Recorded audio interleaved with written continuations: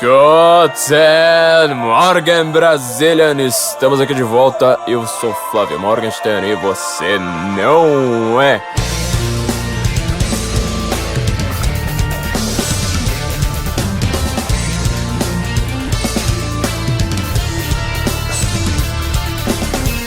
Este é o podcast do Senso em Comum. Neste podcast nós estamos certos. Se você discorda da gente, você está errado. E provavelmente você está errado por culpa dos seus professores. Você acredita demais em coisas erradas. Você é uma pessoa crente, ou seja, basta alguém apontar e falar assim: olha, eu estou sendo crítico, eu estou pensando com a minha própria cabeça, eu sou uma pessoa acadêmica e eu tenho doutorado, e você vai acreditar nela como se tudo que ela falasse fosse a mais pura verdade absoluta revelada no Sinai.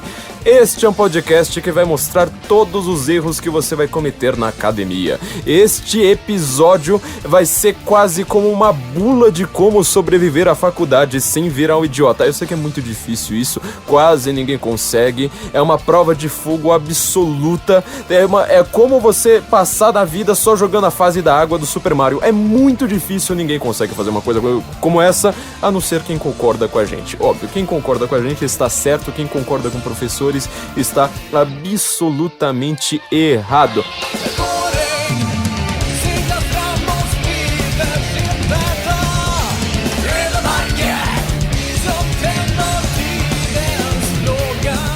E nós vamos começar lembrando que nós estamos finalmente atendendo a pedidos, atendendo a encheções de saco, a ameaças de morte. Nós estamos finalmente no YouTube!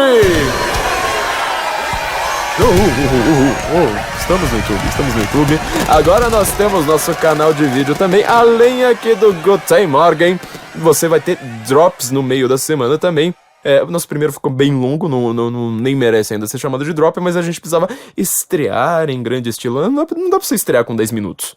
Todo mundo pede isso, eu sei, é o ideal, mas sabe que na vida prática nada funciona desse jeito. Então a gente começou em grande estilo, comentando todo o arranca Habermas entre o Nando Moura e o casal do Coisa de Nerd, o Leon e a Nilce, desculpa aí, eu esqueci seu nome quando eu comentei ali. A gente estamos aqui gravando com 48 horas de canal do YouTube no ar, nós estamos já com 20 mil visualizações no primeiro vídeo, já temos nossos quase 6 mil inscritos, então muito obrigado a todos vocês. Olha, tem muito canal aí muito visto, com vários vídeos com mais de 100 mil visualizações, que até hoje estão mais ou menos nos 10 mil, então a gente conseguir isso só em 24 horas, são números aí razoáveis a serem considerados, a serem alertados a quem fica aí tanto reclamando da gente. Não vocês que reclamam da gente amam a gente, as pessoas que reclamam da gente odiando a gente. Isso é uma coisa assim que faz uma diferença brutal na hora de você analisar a realidade, né? Você separar quem reclama de você te amando, quem reclama de você te odiando. Isso, nossa, mas é um outro mundo, Você vai enxergar como colocar óculos, você vai enxergar tudo com mais cores. Falar, agora eu tô entendendo o que tá acontecendo. O mundo de hoje não tá conseguindo perceber essa diferença. Então, além de agradecer muito aí pela força no YouTube, a gente quer lembrar a todos vocês, vocês que gostam do Senso em Comum, vocês que querem que mais pessoas leiam Senso Comum, fiquem mais sábias e percam mais amigos, por favor, além de ouvir aqui o Guten Morgen, nosso podcast, além de ver o Guten Morgen Drops, nosso canal de vídeo no YouTube, não se esqueça de se inscrever. Olha, ali embaixo, tá ali o vídeo, tá ali embaixo escrito inscrever-se no YouTube.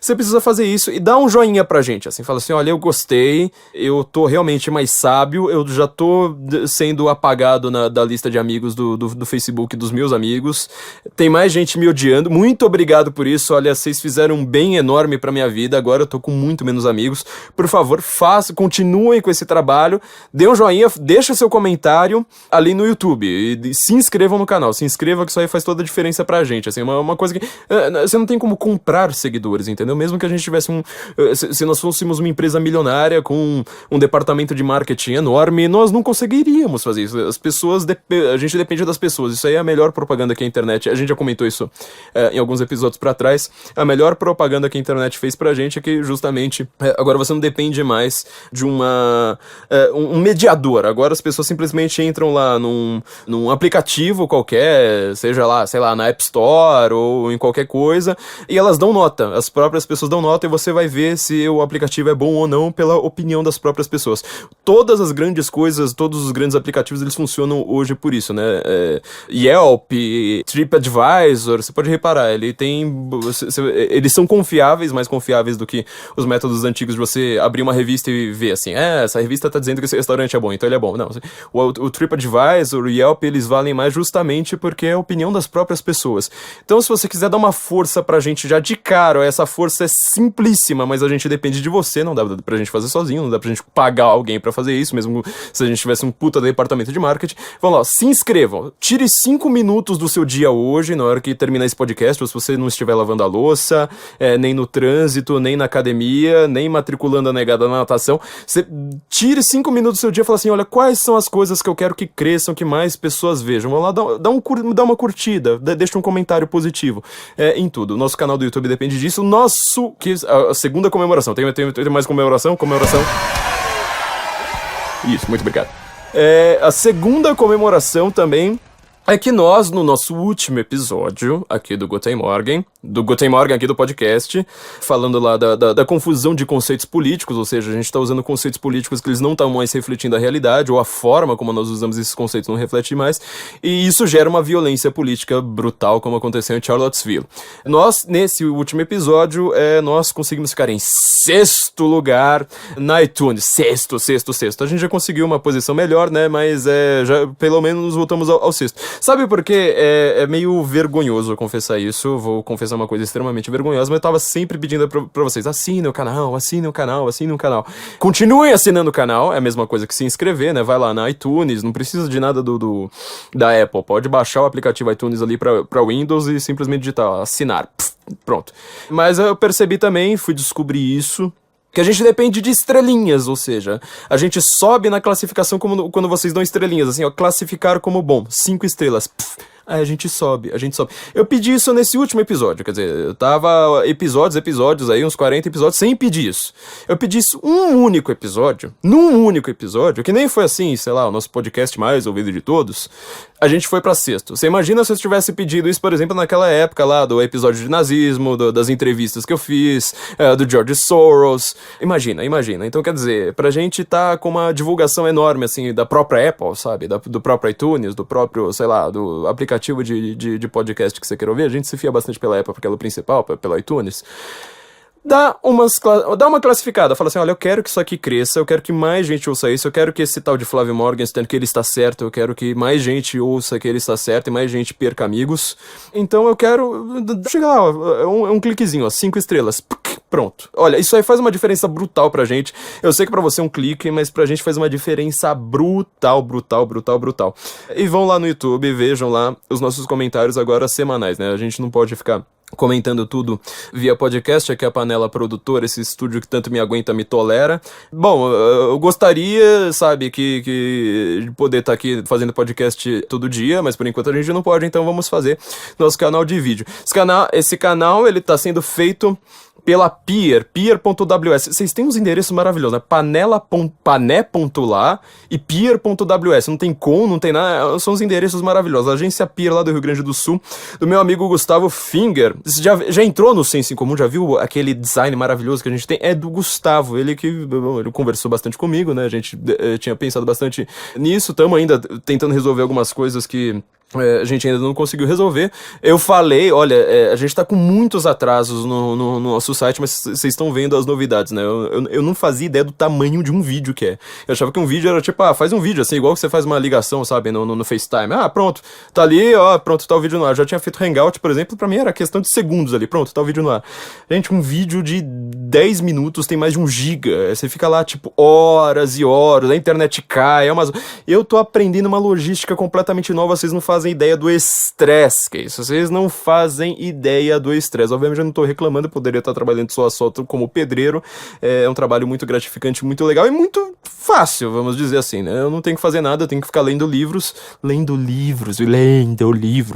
e falando, entendeu? Ver o que eu aprendi. É um trabalho muito gratificante, muito fácil, só que é uma coisa completamente nova, nunca tinha aprendido isso, então agradeço muito a vocês e peço, de novo, se inscrevam tanto lá no YouTube quanto aqui no podcast, que essa turma tá fazendo um trabalho sensacional. Abração, hein, Gustavo? Eu mando de novo aqui, como eu sempre faço, abraço aqui pra panela inteira. Então, se você quiser, por exemplo, ter seu site também, vai lá na agência Peer.ws, e conversa com esses caras que eles fazem site, fazem palestras, tudo. Os caras são simplesmente fantásticos, nível panela aqui, entendeu? Então, agradeço a todos.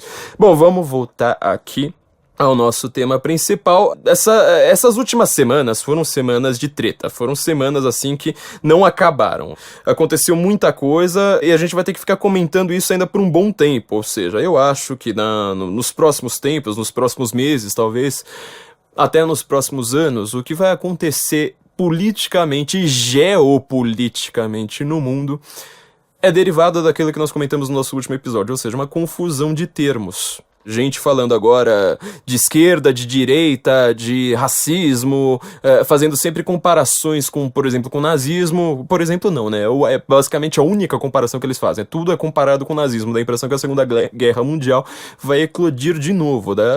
Se você ligar a Rede Globo ou ligar no Diário do Centro do Mundo, que são praticamente a mesma coisa hoje, eles não têm a menor diferença, certo? Você vai ter a impressão de que Hitler tá surgindo de novo na Alemanha, só que agora ele surgiu na América, e ele vai mandar judeus e negros para os campos de concentração de extermínio. Isso é uma confusão de termos bizarra, né?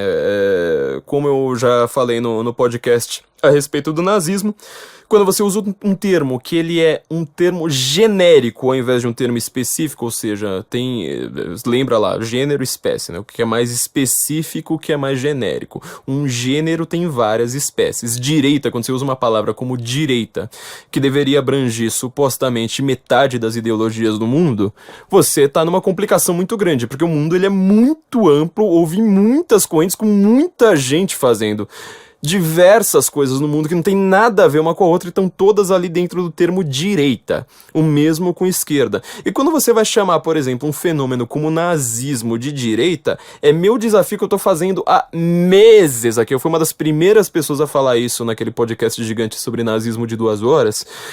Meu desafio que eu faço, até agora não teve um desgraçado que me respondeu. Se você quer dizer que o nazismo ele é de direita, pega pra mim uma frase do Hitler ou de qualquer nazista dizendo: eu sou de direita, eu defendo conservadorismo, eu sou um capitalista, eu defendo liberalismo econômico, eu defendo até mesmo Estado mínimo, eu defendo o federalismo, eu defendo a posse de armas pela população, eu defendo a liberdade de expressão, eu defendo a primeira e segunda emenda da Constituição Americana, eu defendo a Carta Magna, eu defendo o Bill of Rights.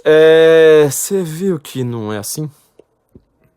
Então, você pode até falar que ele não é de esquerda, eu tô dando spoiler, eu detesto dar spoiler porque eu não gosto de dar minha conclusão antes da minha argumentação. Você que é recém-chegado e ainda não ouviu aquele episódio, por favor, ouça aquilo ali, é uma coisa que vai fazer uma diferença brutal na sua vida. Você que tá jurando que a gente é revisionista histórico, não sei mais o que, ouça, eu quero que você ouça os argumentos, fala assim, olha, que raio que esse povo tá querendo falar de nazismo? É isso. Na hora que você ouvir, você pode tirar ali a sua conclusão. Mas a coisa não tá acontecendo desse jeito, ninguém tá ouvindo, tá todo mundo fazendo uma analogia, falando, olha, é igual aquilo ali, olha, parece com aquilo ali.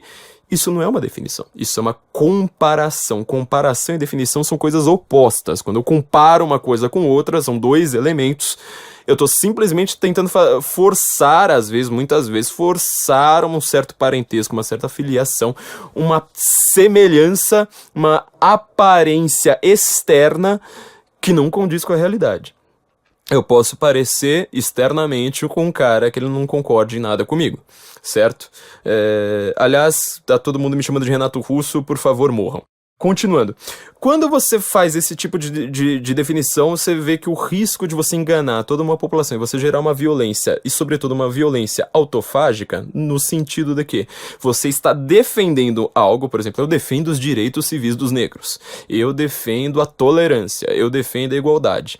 E aí você vai lá e, por conta dos seus valores, ainda não estou falando de posições políticas, estou falando num nível anterior, por conta dos seus valores, antes de chegar à esquerda e direita, você acaba caindo na conversa de quem justamente vai acabar com seus direitos, entendeu? Isso aí gera uma violência brutal. O mundo de hoje é esse mundo. Então, toda hora que agora tá todo mundo querendo definir novos termos, eu fiz a minha vida inteira, sabe? Sei lá, acho que se duvidar, eu estudo muitos temas, mas eu acho que assim, 90% do trabalho que eu faço em todos esses temas é sempre quem me conhece já tá de saco cheio disso. Eu tô de saco cheio de mim falando isso. É sempre falar, do que você tá falando? Qual é a sua definição para tal? Vamos ver a definição, ela pode ser histórica, ela pode ser psicológica, ela pode ser ideológica, ela pode ser por dentro e por fora. Tem várias formas de você definir. Sócrates, você vê, assim, você gasta, sei lá, meses e meses da sua vida lendo Sócrates, ele tá sempre lá tentando definir alguma coisa de diversas formas. Não tem uma forma, assim, do tipo, olha, vamos chegar lá no dicionário, tem lá o dicionário de definições, então você chega lá para aspectos móveis da vida, para aspectos variantes da vida, e chega a alguma conclusão. Não dá, isso aí não existe, viu, gente? Não funciona desse jeito. Então ele vai lá desde a mitologia, ele pega Homero, ele vai pegar a opinião das pessoas, ele vai pegar... Ele não discute igual vocês no Facebook. Ele não faz videozinho, não faz podcast baseando-se em comparação. Tipo, olha, mas não parece o nazismo? Não, isso aí não funciona, não funciona. Então, assim, eu sempre fiz isso com tudo na minha vida, sabe? Eu sempre fiz isso com tudo na minha vida, e eu tô vendo que vocês estão fazendo comparações de uma maneira completamente indevida. Então, só pra fechar esse preâmbulo, quando você tenta definir alguma coisa, ainda mais uma coisa extremamente polêmica, ou seja, que ela tem um dentro e tem um fora, por exemplo, nazismo. Assim, eu presumo que 99% da humanidade hoje rejeite o nazismo. Aliás, 99% da humanidade não, porque a gente tem muito islâmico, né? Esqueci desse pequeno detalhe. Mas enfim, uma boa parte da humanidade, 99% dos não islâmicos, eles definitivamente, eles rejeitem o nazismo. Só que o problema é que na hora que você faz uma comparação, por exemplo, ao meu adversário, e aí é onde que eu queria chegar, esquerda e direita, nesse negócio de você fazer assim, tipo, olha, se ele lutou contra a esquerda, então ele é de direita. Peraí. A esquerda, por exemplo, lembra do Afeganistão, um exemplo simples, já lutou contra a União Soviética, já lutou contra a América. Quer dizer, o Afeganistão, o militantismo ali que existia dos Mujahideen, eu não sei pronunciar essa palavra, mas eu leio ela o tempo todo, viu, gente? Mas daquele pessoal que fazia jihad ali, que vai ser o grupo que vai gerar, por exemplo, o Talibã, que depois vai ser cooptado pela Al-Qaeda. Ele é de esquerda ou de direita para essa definição? Você viu que não funciona? Só que você vai falar, então foi móvel, que tinha uma época que ele era de esquerda, tinha uma época que ele era de direita.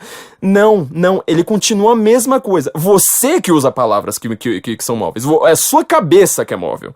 O mundo, ele continua do mesmo jeito que estava. Se você vai querer ficar usando essa coisa, tipo, tem hora que é de esquerda, tem hora que é de direita, só pra você chamar o seu inimigo disso, você tá sendo um sofista, entendeu? O que o Sócrates reclamava dos sofistas era que eles tinham exatamente o seu pensamento, entendeu? O seu. Porque o sofista, ele pensava isso, olha, na hora que essa palavra pega bem, eu uso ela a meu favor, na hora que ela pega mal, eu uso ela contra mim. Então, não dá pra você fazer esse tipo de definição. Ouçam lá o podcast, ouçam lá o episódio sobre nazismo inteiro.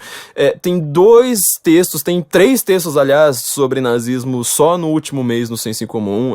Tô perguntando lá se o nazismo, ele era de direita, porque que a esquerda que odeia Israel. Eu vi até um trouxa, mas esse é um cara que come cocô no palitinho, assim, é um podcaster desses tentando ser engraçadinho. Professor universitário, né? A pior raça que existe no mundo hoje, definitivamente o professor universitário.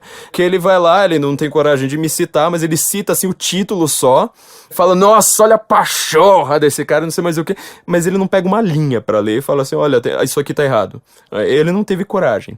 Entendeu? E também deixamos um texto lá, resposta ao testículo do militante do PSOL, no blog do Guga Chakra, meu amigo Guga Chakra, discordo dele. Ó, gente, amizade política não tem nada a ver uma coisa com a outra, viu, gente? Eu tenho amigos petistas muito mais legais do que vocês que concordam comigo. É uma grande realidade, é a bronca que eu tô dando nos meus ouvintes, nos meus leitores o tempo todo.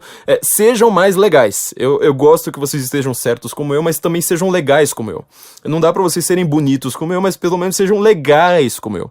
Bom, então, amizade política não tem nada a ver, eu consigo conversar com ele muito mais na boa do que muita gente que concorda muito mais comigo, mas ele deixou lá no blog dele um texto do militante do PSOL lá, praticamente um black blocker desses da vida, dizendo que certamente que o nazismo é de extrema direita. Certamente. O problema é que a própria argumentação dele mostra que ele tá errado. A única resposta dele a mim foi reclamar de eu falar que ele é um militante do PSOL. O que eu posso fazer, né, meu filho? Não adianta você ficar lá fazendo... votem no Marcelo Freixo, e depois reclamar. Já reparei que, na verdade, boa parte da comunidade judaica do Rio de Janeiro despreza esse cara, porque... Bom, enfim, né? Deu pra ver por quê. A gramática dele mostra bem isso. Então, vamos lá.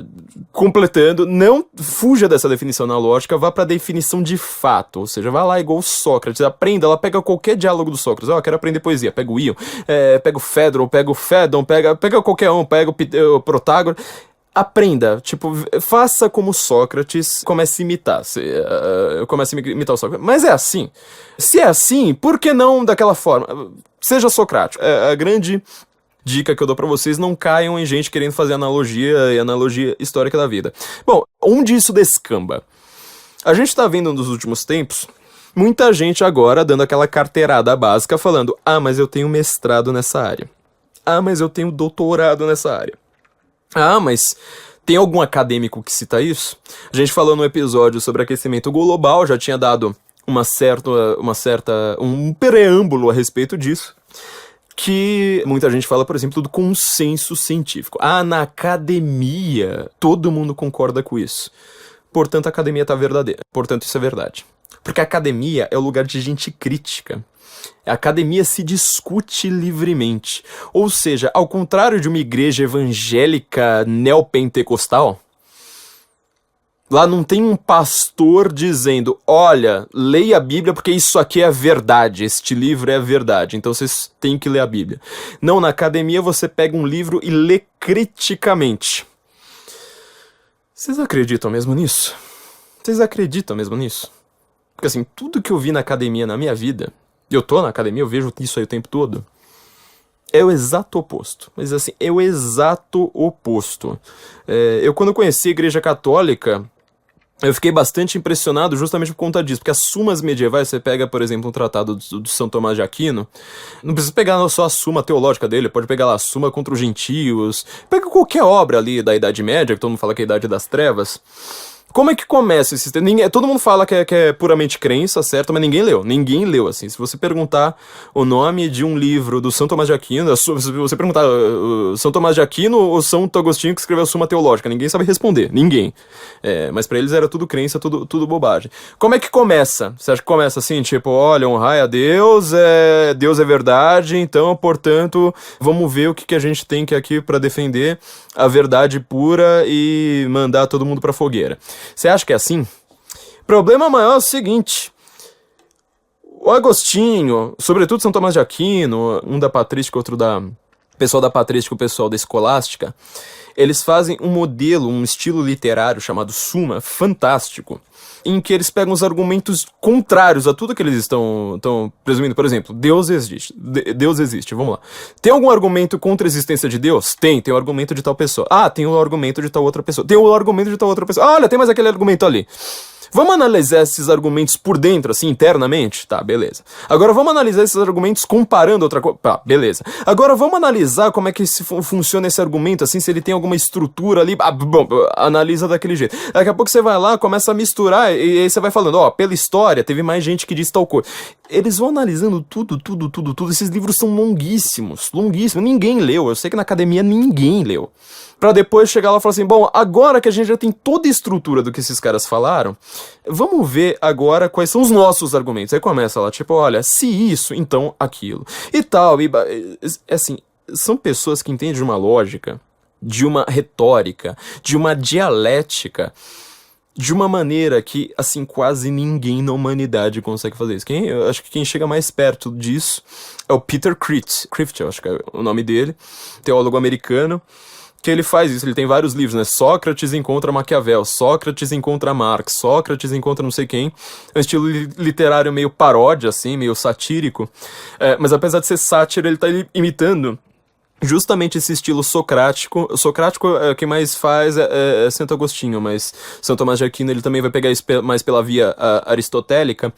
Ele pega esses grandes filósofos do cânone, sabe? Esses filósofos que você vai aprender na academia, e destrincha os caras, mas assim, dá a impressão que ele tá fazendo uma vivissecção, dá a impressão que ele pegou o cadáver, assim, começou a abrir e falou assim, ó, isso aqui é tripa, isso aqui é bucho, isso aqui é sei lá mais o que.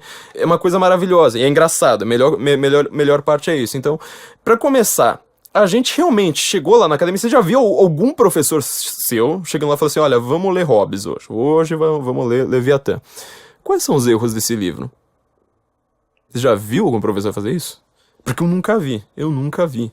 Na hora da gente começar a ler Adorno, assim, olha, é Adorno, viu, gente? Todo mundo de 4 agora, vamos ler Adorno e vai ser sem cuspe, viu, gente? Adorno e agora Foucault. Não, Foucault, olha, gente, vocês precisam de Foucault, não sei o quê.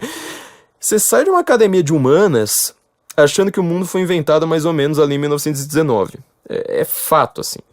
Você não vai ler um autor fora disso. E aí a gente vai começar a ter um pequeno problema. A gente tá formando um cânone, entendeu? O Harold Bloom, grande crítico literário, ele tem uns ensaios bastante curiosos a respeito desse cânone, né? Dialética ali da influência. Ele começou baseado no Northrop Frye, depois ele rachou com o Northrop Frye. Eu ainda prefiro o Northrop Frye muito mais do que ele. Mas ele tem alguns ensaios bastante interessantes a respeito dessa ideia de cânone. Por quê? Você não acabou de reclamar lá que, tipo, olha, aqui a gente estuda criticamente. As igrejas evangélicas só tem gente tapada, religião em si, né? Igreja católica, judeu, esse pessoal aí, eles são tudo tapado, eles são crentes porque eles acreditam nos livros, eles não leem nada criticamente.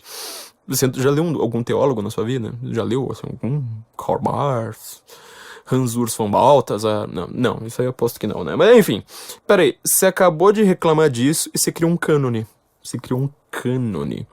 Quer dizer, estes livros aqui, você precisa ler. O problema é... ler, obviamente, é muito interessante. Aí é que tá toda a dialética lá que o Harold Bloom tá falando. Ler é muito interessante. É óbvio que é ótimo ter um cânone. Só que o problema é o seguinte, o cânone, ele tem obras boas e tem obras péssimas. Entendeu? Olha só que coisa. Na academia, supostamente, se a academia fosse o nosso grande ideal platônico, você deveria ler as obras boas para iluminar as obras ruins, certo? Só que você precisa ler as obras ruins. O mundo, ele foi feito por causa de obras ruins. Como você vai entender que existe uma coisa chamada Revolução Russa se você não lê um livro capenga, ridículo, primário, bobo, infantil, como O Capital? E mais do que O Capital, porque quase ninguém lia O Capital, leu o Manifesto Comunista. A União Soviética ela inteira ela era baseada num livrinho curtinho, Manifesto Comunista. O Capital é um livro tentando descrever o capitalismo. Ele não fala nada sobre socialismo ali. Eu sempre falo, no final do 3º capítulo, ele vai ter lá uma página, não dá nem uma página e meia, falando da transição do socialismo para o comunismo. É só isso. Ele fica tentando descrever o capitalismo com termos completamente refutados hoje. Você já pegou, assim, por exemplo, na sua faculdade... Não importa aí. Economia, obviamente, nunca vai acontecer, porque na economia quase ninguém leva Marx a sério. Geralmente tem um professor marxista num curso de economia que ninguém leva a sério. Então ele fica lá falando, e os alunos lá querendo ganhar dinheiro. Mas nos outros cursos, olha o que acontece com Marx. Acontece a mesma coisa com Marx e com Freud. Essa é a minha reclamação eterna com os dois. Marx escreve um livro de economia, certo? Freud escreve um livro supostamente, de ciência ali, que seria uma derivação da psiquiatria. Alguém na psiquiatria lê Freud? Alguém na economia lê Marx? Não, nunca. Agora, você vai num curso de crítica literária, é Marx e Freud da primeira aula até a última. Num curso de história, a mesma coisa. Num curso de cinema, meu Deus do céu, é só a teoria marxista e freudiana. É só. Você vai ler ali sobre socialismo e piroca. Então, quando você estiver lendo um cara desses, a primeira coisa que você deveria perguntar... Tá, eu tô lendo um cara que é do cânone. Óbvio, eu preciso saber que Marx existiu, eu preciso saber que Freud existiu, eu preciso saber o que esses caras pensavam. Certo? Certo. Agora, eu li um contraponto. Quer dizer, o que tem de gente agora vem falar, mas não sei quem tem tese de doutorado. Eu falo, tá. No doutorado inteiro dele, ele leu um contraponto? Ele leu, assim, duas opiniões discordantes? Porque eu já reparei o que acontece. Na academia é todo mundo tão concordante, é uma opinião tão homogênea, uma doxa homogênea que você vai aprender ali, que quando você vê assim, tipo, olha, mas peraí, tem outra opinião do mundo, você não aprende na academia. Você vai aprender no pior lugar do mundo, que é na internet. E aí você vai falar, nossa, gente, tem gente com outra opinião.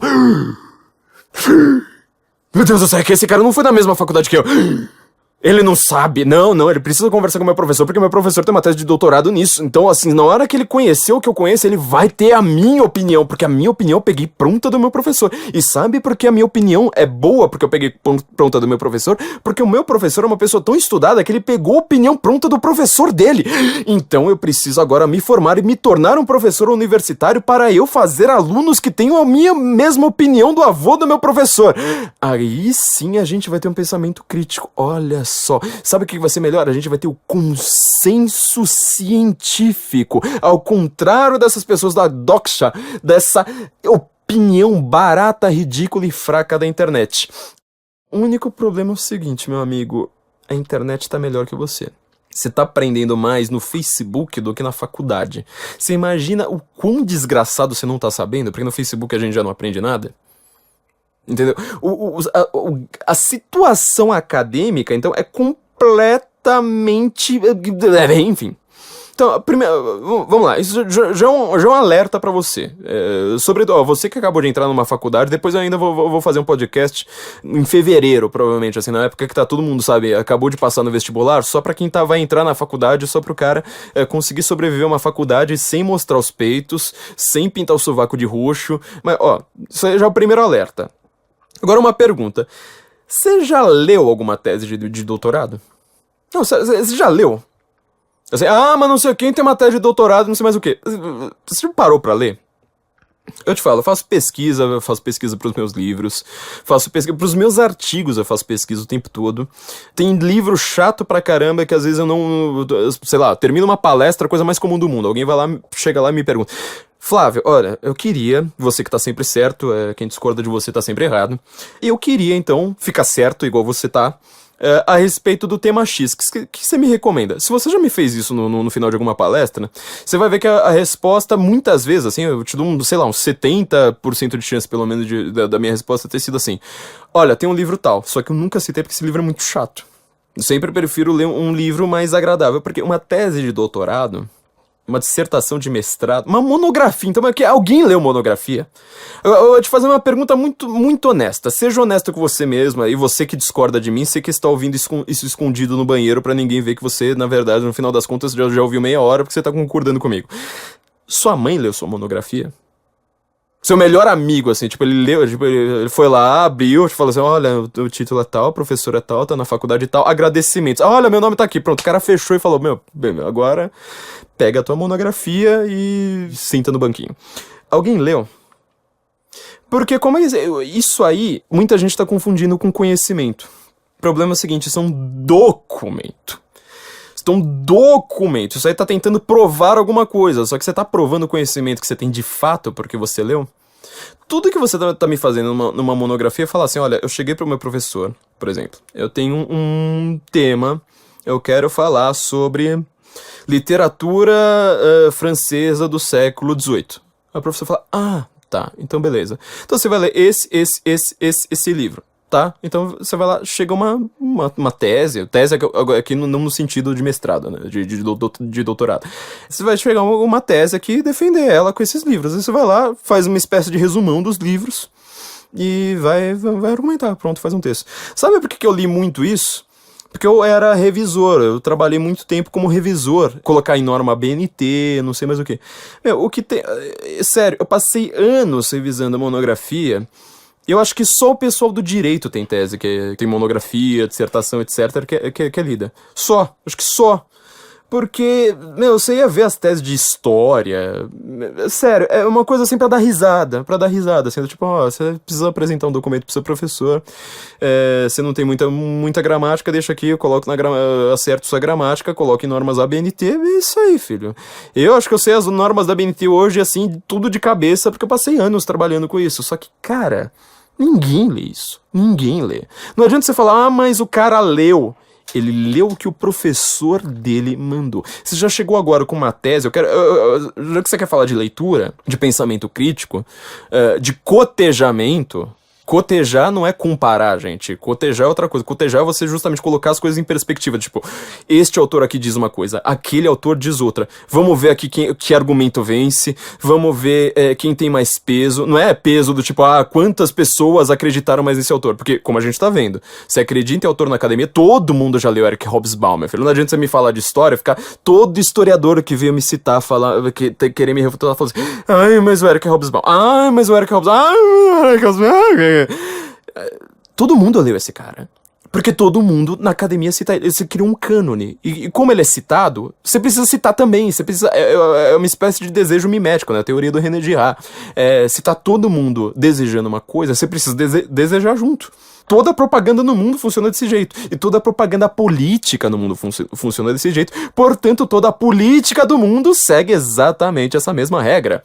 Reparou na complicação?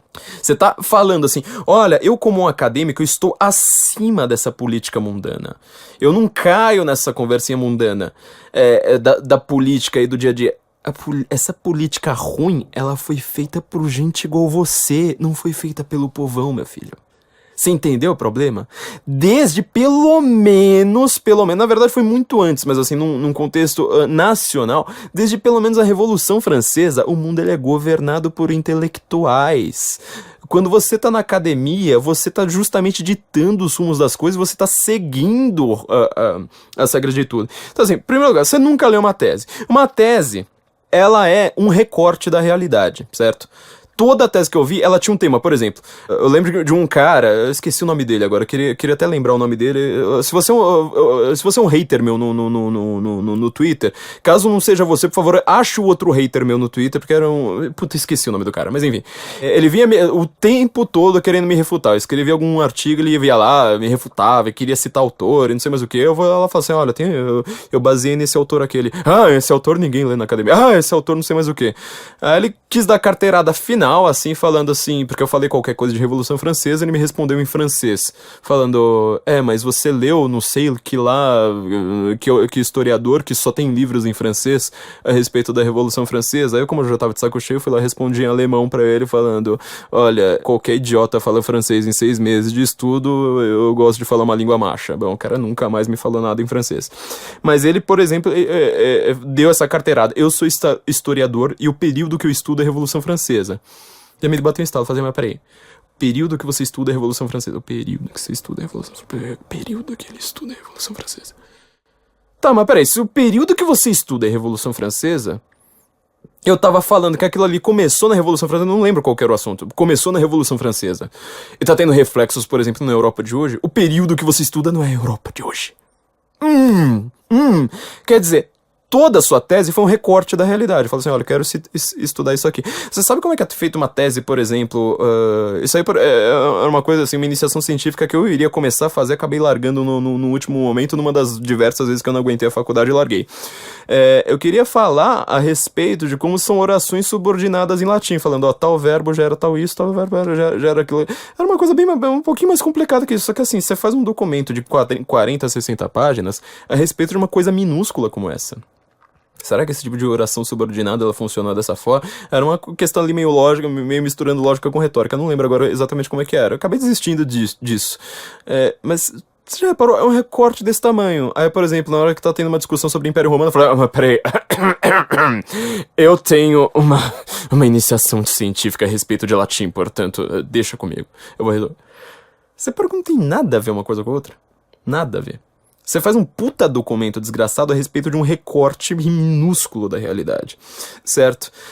E pra piorar ainda, Quando o assunto envolve essas coisas tipo nazismo, essas coisas gigantescas, grandiosas, né, que geram muitas emoções, vem primeiro a emoção, depois a razão, isso é uma coisa que também dá a impressão que o acadêmico ele escapa disso, né? Não, o acadêmico ele não tem emoção.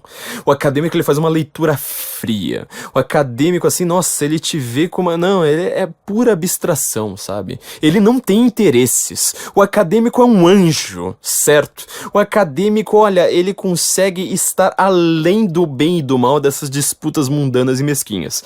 Aí vai lá e fala assim, olha, pra você falar de nazismo, dessas coisas grandiosas, você precisa perguntar pra um historiador ou sociólogo de destaque. Eu fiquei bastante impressionado nesses últimos tempos, porque eu tô fazendo esse podcast só a respeito da academia, porque eu falo assim, mas caramba, todo mundo tá me mandando um historiador, beleza, um sociólogo. Por que um sociólogo, caralho? Por que um sociólogo? O que um sociólogo pode te ensinar sobre isso? Se a pessoa me falasse ainda assim, olha, alguém que faz ciências sociais, aí eu falaria, tá, porque dentro das ciências sociais tem uma coisa chamada ciência política. Na ciência política você vai aprender alguma coisa sobre o nazismo. Certo? Na sociologia você não aprende nada, meu filho. Sociologia não tem a ver com política. Quer dizer, os caras eles dão uma carteirada sem nem saber do que eles estão falando. Nem saber, não veio ninguém falando, olha, eu quero um cientista político. Não, veio todo mundo falar, um sociólogo. Quer dizer, ele se encanta com uma palavra que ele não sabe o que significa. De novo, quem me conhece, quem tá me acompanhando há muito tempo, sabe, já tá de saco cheio de quantas vezes eu falo, não se encante com palavras. Palavras são enganadoras. Palavras... os medievais já sabiam, Aristóteles já sabia, que a linguagem tem uma dimensão psicológica. Eu fiz agora, sei lá, faz uns 3 podcasts lá pra trás, até se tem uma poesia falando exatamente disso, ou seja, a poesia ela encanta por quê? Porque ela trabalha nessa dimensão psicológica da linguagem. A música, uma letra de uma música, ela trabalha essa dimensão psicológica da linguagem, ou seja, você não consegue exatamente ter uma relação neutra com a linguagem. Com palavras. Isso aí não existe, gente. Todo mundo tem uma palavra preferida. Todo mundo se encanta com uma palavra. Quando eu fiz o podcast a respeito, olha, se meu filho... Você sabe onde seu filho tá agora? Cuidado, ele pode estar numa biblioteca. Foi quando eu fiz pela primeira vez a nossa grande e gloriosa piadinha com Kennedy. Quer dizer, se tivesse um disque sexo acadêmico, um disque sexo de esquerda, você poderia ligar lá pro disque sexo e aparece assim, aquele locutor com uma voz sexy. Coloca o Kennedy ao fundo e começa. Proletários, burgueses, conservadores, revolução proletária, feminismo, movimento gay, sou do Levante, estou com Maduro. Estou com... Deixa. Mas, você entendeu? As pessoas se encantam com palavras e elas trabalham essas palavras na academia com professores que também se encantam, sem parar pra pensar nisso. Elas não são Sócrates. Você não conhece gente que tá por aí escrevendo artigo de jornal que tem esse método socrático. E aí, se você vai me falar, mas você precisa falar com historiador, você precisa falar com sociólogo, sempre, essa discussão, olha, desde que eu entrei pela primeira vez na academia, ou antes até, eu já sabia disso. E aí vai falar assim, olha, mas os historiadores, eles concordam, e, portanto, você precisa aprender história, o velho vai estudar história, pra você aprender que socialismo é tudo de bom. Falou, tá, mas peraí, por que você fez faculdade de história? Antes de você me falar, olha... Eu sou de história, eu estudei história, portanto a esquerda é boa. Você tem que me responder, por que você fez história? Me fala, você era de direita, por acaso? Você era uma pessoa assim, tipo, praticamente um empreendedor? Você era um economista, um super administrador? Você era o cara mais conservador da paróquia, e aí da paróquia literalmente, ou seja, você ia pra paróquia, e era o cara mais conservador ali da paróquia, aí você foi aprender história, e aí você saiu de lá um comunista? Não, você vai estudar, você escolhe o que você quer estudar, justamente baseando-se nas suas preferências, na preferência que você já tinha. Então, assim, a faculdade, ela é uma formadora de marxistas, porque lá você só vai estudar Marx, mas antes disso, no ensino médio, você já veio com toda a ideologia. Você já chegou numa faculdade de sociologia já sonhando em ser uma gorda pelancuda com sovaco cabeludo tingido de azul. Antes, entendeu? Então não adianta você me falar assim, mas eu estudei história, portanto eu sei que a esquerda tá certa. Você era de esquerda, portanto você foi estudar história, né?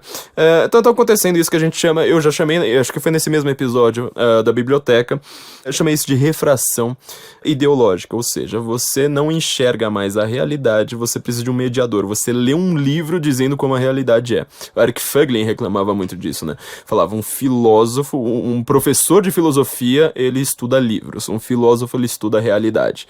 Isso acontece muito em eleição, por exemplo, né? Você fala, em vez de falar, olha, o partido tal a pessoa do partido tal brigando com outra pessoa do mesmo partido, você não vê isso, você vai pro livro e fala assim, mas meu livro ele é genérico, ele simplesmente fala esquerda, direita, pronto, então você escreve o livro inteiro baseando, a direita faz isso, a esquerda faz aquilo, como se fossem blocos homogêneos. E isso aí acontece porque você se acostumou com o livro, você não vai mais pra realidade.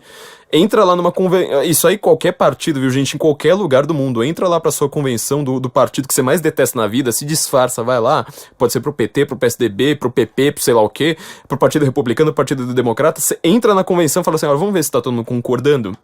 Você vai ver que toda a sua análise era baseada na externalidade de notícia de jornal. Isso é uma refração.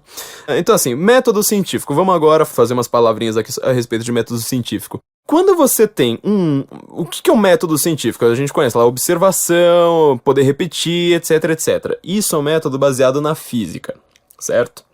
O que a gente chama de método científico hoje é basicamente o método do positivismo. Leia lá o livro do Bruno Garchagen, Pare de Acreditar no Governo, porque os brasileiros amam o Estado e odeiam político. Você vai entender a influência do positivismo no país mais positivista do mundo, que se chama Brasil.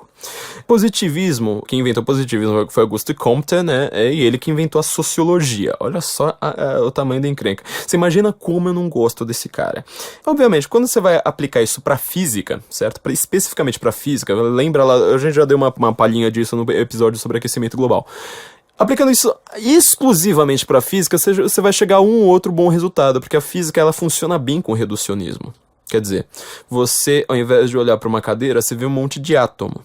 Você não enxerga mais a realidade cadeira. E lá nos átomos, quando você enxerga tudo puramente por átomos, aquilo ali ficou reduzido, ou seja, pode ser um átomo de uma cadeira, um átomo de um café que você vai derrubar em cima da cadeira, você vai vendo as reações. Então assim, para física, pouquinho para química, isso aí funciona até com algum certo brio.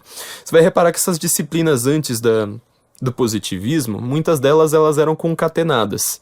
Quando veio a ideologia do positivismo nas academias, se separou isso radicalmente. Então, você pode reparar como hoje você vai criando cada vez mais cursos. Então, você tem, sobretudo em humanidades.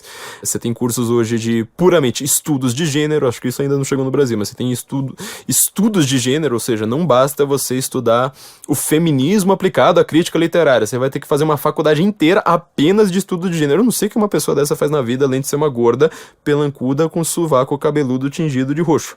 Eu acho que é isso. É isso. É isso. Mas então assim, você separou, certo? De uma maneira radical, todos os conhecimentos. Isso vai dar alguns problemas pra gente, certo? Porque assim, conhecimento desde Aristóteles, ele tinha sido dividido de uma maneira um pouquinho diferente.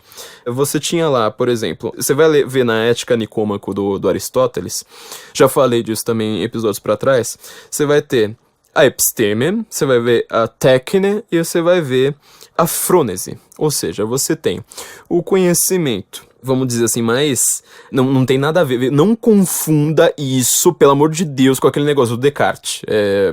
Minha intenção aqui é criticar isso, tá vendo? Você não critica nenhum autor. Você acha que tudo é resolvido por aqueles autores que você vê na faculdade. Eu tô criticando, em vídeo. Aprenda, ó, tipo, esse cara, nossa, mas tipo, quem vai criticar o Maquiavel? Quem vai criticar o Descartes? Ó, tô levantando a mão, viu? Você não tá vendo? Eu tô levantando a mão. Eu vou criticar esses caras. Então, assim, não tem nada a ver com aquele negócio dele. Então, ele falou assim, ó, são na verdade assim, virtudes, certo, do pensamento.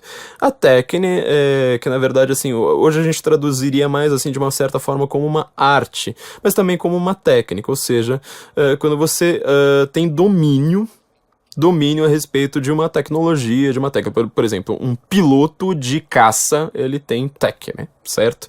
Então, esse é um tipo de conhecimento. Você tem a episteme, que é um conhecimento, mas esse que seria, sim, o acadêmico. Quer dizer, episteme. O Foucault, ele pegou essa palavra e deu uma zoada nela maluca. Principal ponto da ideologia da filosofia, na verdade, uma ideologia do Foucault, é você ficar usando tudo como episteme. Ou seja, isso aqui muda. Episteme mudou, episteme mudou. Na verdade, o que é episteme? Seria esse conhecimento, ou seja, você retira a técnica, abstrai, certo? O que é abstrair? É você tirar ideias a respeito de coisas. Por exemplo, você tem sua mãe fazendo café, você, ao abstrair, você consegue falar assim, isso tem cafeína. Cafeína é uma molécula assim, tal. Boa parte do debate acadêmico, então, ele fica nesse nível episteme. O único problema nessa grande manobra é que as pessoas estão confundindo o que é técnica com o que é episteme, ou seja, o acadêmico, na maior parte das vezes, ele quer uma soberania da episteme. Isso é uma coisa que o Foucault preconiza, viu, gente? Não é invenção minha. Lê o Foucault. Vocês são de esquerda? Lê lá os caras da sua esquerda. Ele preconiza, fala assim, não, peraí, a gente precisa ter uma sociedade de episteme, não precisa mais ter gente técnica, a gente precisa ter uma sociedade de intelectuais. Ele não pergunta quem é que vai fazer o café. Você vai ver que as sociedades que são mais avançadas no mundo hoje, bem ao contrário dessa discussão a respeito só de economia e de política, são sociedades que têm esse conhecimento muito mais bem, vamos dizer agora de uma maneira que vai agradar os esquerdistas, de uma maneira bem mais distribuída e qualitativamente. Ou seja, o cara que ele é um grande advogado, ou melhor, um juiz da Suprema Corte, num país mais desenvolvido, ele tem uma relação melhor com a ideia, por exemplo, de como se faz um café, de amarrar o próprio sapato, de passar a roupa na hora que ele chega em casa, de arrumar tudo ele próprio, do que uma sociedade como o Brasil. Você está reparando que essa ideia de conhecimento ela é anterior à economia política, ou seja, ela define a economia política. O que esses desgraçados de esquerda que querem tanto falar em igualdade econômica, em distribuição de renda, o que eles mais fazem é aumentar a desigualdade de conhecimento. Ou seja, o cara que ele é formado em sociologia hoje vai ver o vídeo do Levante que tá com o Maduro, ele não sabe mais abotoar uma camisa. Ele não sabe dobrar um lençol de elástico. A gente já falou isso também no episódio da crise intelectual. Ele não tem mais uma capacidade de domínio, ou seja, técnica, domínio sobre uma técnica. Ele não tem mais uma capacidade de domínio sobre o mundo mais tátil, factual dele, certo? E por último, na verdade, assim, por penúltimo, assim, são duas... São mais virtudes, mas o que mais tem a ver com o conhecimento aqui a gente vai dividir tem a frônesis, ou seja, o conhecimento frônesis é o conhecimento mais útil, mais administrativo. Pode até colocar assim, o conhecimento burocrático. Por exemplo, quem é que tem frônesis? Sua mãe, seu animal. Sua mãe tem uma frônesis muito melhor do que você, que é uma anta. Sua mãe, melhor, sua avó, sabe? Sua avó. Pensa na sua avó. Provavelmente, se você é da mesma geração que eu, sua avó estudou até a 4ª série, certo? Vê novela, assiste Datena, totalmente confusa com esse negócio de esquerda-direita, enquanto você, provavelmente, você já deve estar estudando aí a sua segunda língua, certo? Já foi pra Europa várias vezes, entrou na faculdade com toda facilidade, certo? Só que aí você fala, não, mas eu ralei de estudar. Eu falo assim, eu também ralei de estudar, cara. Eu também ralei de estudar. Só que estudar é coisa fácil pra cacete, cara. Você senta e lê o livro. Pronto. Eu quero ver você construir uma casa. Isso é difícil, entendeu? Não precisa ter o seu conhecimento grande, só que, é difícil pra caramba. Eu não consigo construir uma casa de Lego. O difícil é este conhecimento. Difícil mesmo da vida. Só que a sua avó, certo? Estudou até a 4ª série, tudo isso, não sei o que. Teve mais ou menos uns 12 filhos. E todos eles são bem, sabe? Alguns conseguiram sua casinha, seu carro, entendeu? Ela foi uma boa gestora da casa. Ela não deixou faltar comida. Teve ética, isso aí aqui também é um conhecimento ligado à ética, certo? Tá entre também o ethos. Ela tem um conhecimento mais prático da vida. Você, meu caro universitário, você não tem a menor capacidade de pagar as suas próprias contas. Eu sei porque eu sou um desses universitários, quer dizer, o que eu já deixei de... já fiquei com dívida por meses, tendo dinheiro no banco até. Porque eu não tinha capacidade de falar assim, ó, boleto, ó, tá vendo? Ó, pega o celular, tudo bem, não tinha celular, mas ó, passa ali no caixa, ele simplesmente não precisa falar com ninguém, você mostra o boleto assim pro cara, fala, código de barra, aí ele vai, pronto, resolveu o problema. Eu não tinha essa capacidade de frônesis, porque eu era universitário, entendeu? Quando você fica preocupado em estudar grego, suas contas atrasam, meu filho. Isso sabe, causa e consequência básica da vida, né? Isso aí tudo vai gerar sófia, não sei mais o que, né? A grande sabedoria de fato, enfim, isso aí é uma discussão que a gente não vai entrar. Mas você reparou que esses conhecimentos aqui, quando você fala assim, tipo, não, mas na academia, não sei mais o que, as pessoas são sábias, elas estudar, mas elas sabem mesmo a respeito da vida? Isso aí não se trata só de uma questão a respeito de, por exemplo, de pagar suas próprias contas. Eu tô dando um exemplo para ser didático. Mas você sabe, por exemplo, você tem uma capacidade de pegar um fenômeno complicado, tipo nazismo, comunismo, essas coisas, e fala assim, olha, isso aqui, essa sociedade tá funcionando por causa de X, Y, Z. Você reparou? Você depende dessa frônese para você conseguir fazer a sua episteme, ou seja, você precisa abstrair disso aí também. Você vai ter alguns cursos de faculdades muito mais técnicos que vão envolver justamente essas questões. Então, por exemplo, você vai ter uma faculdade de medicina. Medicina não é exatamente um bom exemplo, porque ela envolve muitas ciências, né? Óbvio. Mas você pega, por exemplo, uma faculdade, sei lá, qualquer faculdade em que você vai construir alguma coisa, engenharia, talvez. Vamos extrair um pouco o lado científico da engenharia, mas você vai falar assim, olha, engenharia, o que você vai ter na sua vida profissional? Alguém vai chegar com um problema, falar assim, olha, tá tendo um problema, tá tendo uma inundação, tá tendo, sei lá, um vazamento. Você tem aí todo o seu conhecimento, não sei mais o que, só que você precisa transformar isso aqui em prática. Você precisa me falar, olha, como é que eu tapo o buraco. Você entendeu? Isso não acontece num curso de história, não acontece num curso de sociologia. Então, quando você vai falar, em primeiro lugar, em ciência, fala assim, olha, mas você precisa ver os grandes cientistas da área. Cientista de humanas, cientista de exatas não são a mesma coisa. Método científico, ele funcionou muito bem para essa área que a gente está falando aqui, essa área da frônese, essa área de coisas mais práticas. Por quê?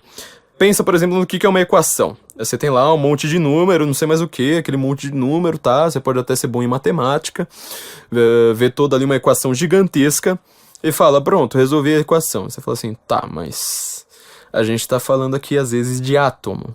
A gente tá falando de um acelerador de partículas. Estamos falando, sei lá, da cura por exemplo, o que vai curar o câncer. Certo? A gente tá falando de coisas aqui que são muito mais complexas na hora de serem aplicadas no mundo. Quer dizer, a sua abstração, seu código ali, sua equação, pode até estar correta, mas será que ela vai ser aplicada na realidade? Então, por exemplo, o que você vai fazer com o método científico? Todo mundo está copiando isso da medicina, viu, gente? É a coisa mais básica do mundo hoje, todo mundo copia isso da medicina. Por exemplo, saiu um novo remédio. Esse remédio, ele, sei lá, cura 30% dos casos de insolação. Por que ele cura 30% dos casos de insolação? Porque você vai repetir, aplicar isso com uma pessoa assim, aplicar numa pessoa assado, numa pessoa literalmente assada, numa pessoa com tom de pele escuro, tom de pele claro, japonês, não sei mais o que, e aí você vai ter que pegar método científico, viu, gente? Não tem politicamente correto. Isso aí você vai falar, ó, tem doença que é pra branco, tem doença que é pra negro, tem doença que é só pra mulher, e aí se você fala assim, mas eu sou transgênero, não importa, você vai cair no seu gênero oficial, acabou, não tem ciência, não tem politicamente correto, método científico, seu trouxa, não tem politicamente correto, certo? Repete em laboratório, repete fora de laboratório, não sei mais o que, vai lá e fala assim, olha, o resultado final, vamos tirar uma aritmética aqui, 30% dos casos de insolação foram curados. Isso é método científico, entendeu? Isso aí funciona pra história. Isso aí funciona pra qualquer coisa no reino das humanidades. Tô vendo um monte de gente falando, mas a ciência, por exemplo, os conceitos mudam. Em primeiro lugar, o conceito não muda. Vou te falar uma coisa, o conceito não muda. Eu entendo de linguística, viu, gente? Eu tenho meu curso, vou fazer uma propaganda aqui do meu curso de linguística, aplicado justamente à política aqui no final do podcast, eu vou falar uma coisa pra você. Trouxa, conceito não muda. O conceito não muda. A palavra que você usa tentando abarcar este conceito, essa muda. Dá a impressão que é a mesma coisa, mas assim, esquerda e direita mudaram durante a história. Esquerda e direita são conceitos estanques, eles sempre são a mesma coisa. Se você ressuscitar o Marx aqui hoje, não é que o Marx assim, tipo, não, mas bom, eu acordei agora em 2017, portanto agora eu sou pro-gay. Não. O conceito permanece a mesma coisa. Você pode até falar assim, olha, mas hoje a gente chama de esquerda uma outra coisa. Então você não tem um conceito. Você tem uma palavra. Conceito é outra coisa. Olha, isso aí você vai ter que... De novo, volta lá pros medievais. Pega o Trivium, vou deixar o link do Trivium no site do Senso em Comum pra você que tá ouvindo. Compre esse livro, pelo amor de Deus. A coisa que mais vai mudar a sua vida em matéria desses estudos de humanas é o Trivium, porque ele é uma compilação do conhecimento medieval. Mas é medieval... É exatamente isso. É pra você manjar a mesma coisa a respeito de linguagem que Dante manjava, certo? Você me fala hoje quem tem coragem, quem tem a capacidade de escrever a Divina Comédia, categorizando ali no inferno, no céu, em tudo quanto é lugar, todas as virtudes, toda a história, tudo rimado, tudo maravilhoso. Ninguém tem. Por quê? Porque o Dante estudava o Trivium, Shakespeare estudava Trivium, William Blake era super fã do Trivium, que são as técnicas de retórica, gramática e lógica. Isso aí, então, você vai aprender lá, tipo, conceito é uma coisa, conceito tá lá. Poucas coisas, eu acho que eu já até comentei isso aqui no podcast, poucas coisas, você tem um conceito claro na sua cabeça. Você tem um conceito, por exemplo, do que é uma baleia. Olha, baleia tem a baleia jubarte, tem a baleia azul, tem a baleia orca, tem outro tipo de baleia, não sei mais o que. O conceito disso aí é uma coisa assim, mas tão acima, elevado, sabe, quase no mundo platônico, que ele abarca todas essas baleias, só que ele faz um recorte da realidade. Ele fala assim, no meu conceito de baleia, cabem todas as baleias, só que não cabe golfinho. Se o seu conceito de esquerda começa a falar assim, mas às vezes isso é de esquerda, às vezes isso é de direita, então você não tem conceito. Você não tem conceito, você tá vivendo desconceitualizado. Você tá vivendo com palavras e você está glorificando palavras. É a mesma coisa que glorificar a casca de uma fruta oca, entendeu? Exatamente isso que você tá fazendo. Então assim, de novo, quando você não tem conceito, o que é que você vai fazer? E o que é que essa turma tá fazendo? Por que que você, quando entra na academia, você vai ver... Começa a aplicar isso na sua vida. Passa um dia pensando nisso. Sobretudo se você faz uma faculdade de humanas. Vai lá pra faculdade e fala assim, não, vou hoje, tipo, presta atenção na aula, tudo bem, mas assim, veja como é que são as conversas. Ou entra no Facebook, que é a mesma coisa. Veja como é que são as conversas. Você vai reparar como todo mundo tá trabalhando o tempo todo sem conceito. Tá trabalhando com palavras, sem chegar no conceito. Pensa nesse exemplo da baleia pra você ver a dificuldade que é. Você vai ver que poucas coisas na sua vida você tem conceitos. Tipo, conceitos de coisas materiais, tipo de uma cadeira. Cadeira pode ser cadeira de balanço, pode ser cadeira de escritório, pode ser móvel, pode ser fixa, pode não ser mais o quê. Mas o seu conceito de cadeira abarca todas. Só que em compensação, você vai reparar como você, muitas vezes, as pessoas estão discutindo e ficando bravas umas com as outras e indignadas simplesmente porque elas próprias não têm conceito do que elas estão falando.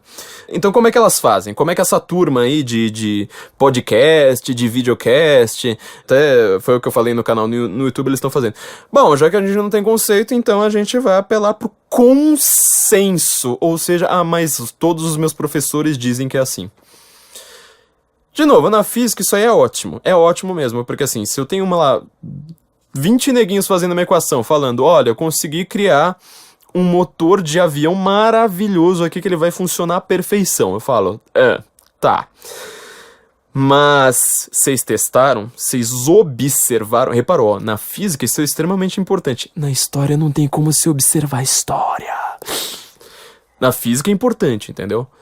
Só que é importante você ter consenso, porque você vai falar assim, olha, mas espera aí, você colocou 30 professores de física extremamente conceituados, eles olharam pro motor, analisaram, fizeram tudo aquilo ali, viram a porra do motor funcionando e falaram, olha, funciona. É ótimo, não é?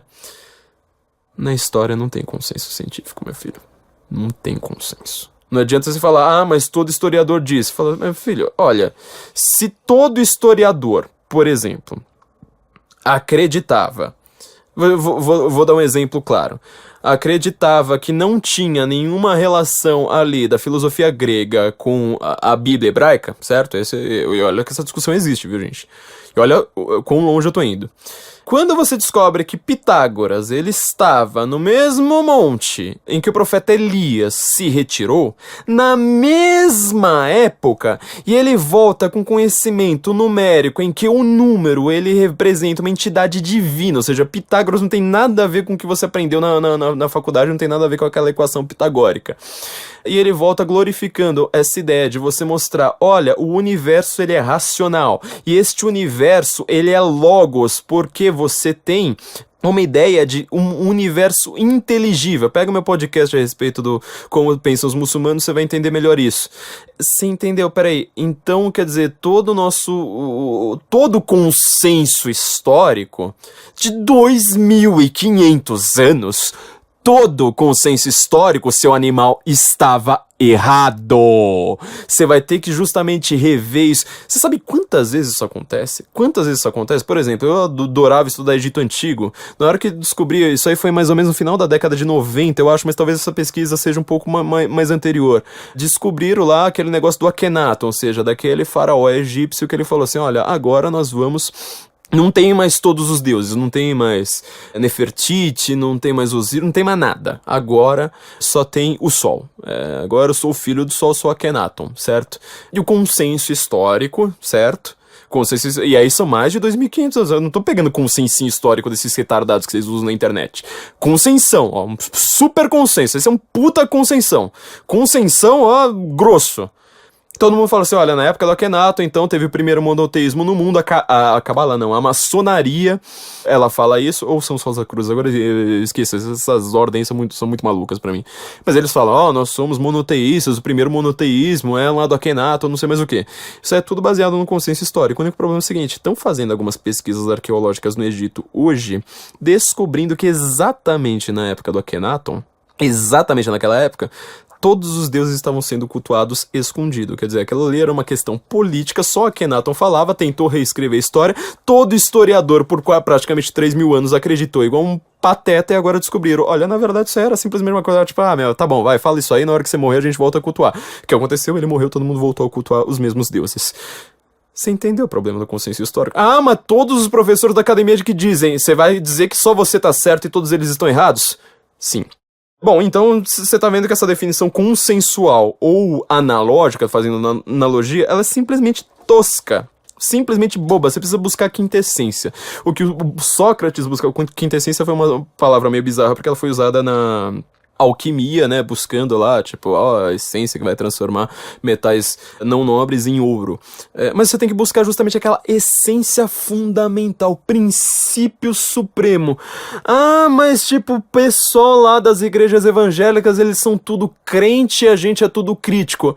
Peraí, você reparou que justamente esse pessoal da igreja evangélica, dos religiosos e tal, e aqui eu pego a tradição judaico-cristã, pega a Bíblia em hebraico lá, você vai ver que tanto na Bíblia, isso aí acontece até em algumas mitologias, não consigo lembrar agora de cabeça, mas por exemplo, mitologia, se eu não me engano, asteca, também começa com a fala, e assim vai, mas enfim, o que esses caras estão buscando ali, você pega o Gênesis 1:1, você precisaria escrever livros e livros e livros só a respeito daquele versículo, se você ler em hebraico, porque ele está buscando o princípio fundante do mundo.